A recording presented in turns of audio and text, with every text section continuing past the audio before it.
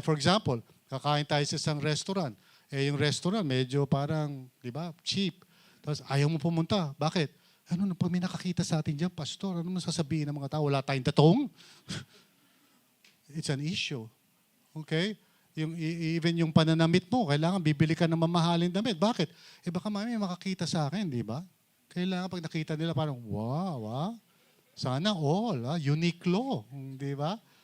Pag nagsuot ka ng Dinas, medyo tagilid yun. Talagang ibig sabihin, wala ka, cheap ka lang, di ba? Sorry, hindi kayo tinutukoy ko. Yung tindahan, doon sa may palengke, tinutukoy ko.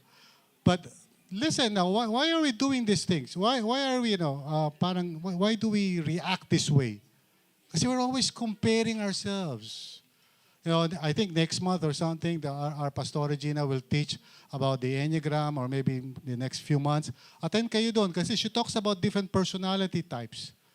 Kasi may tendency tayo to try to, always be compared. At least some personalities are like that. Madali maapektuhan pag kino-compare nila yung sarili nila sa iba.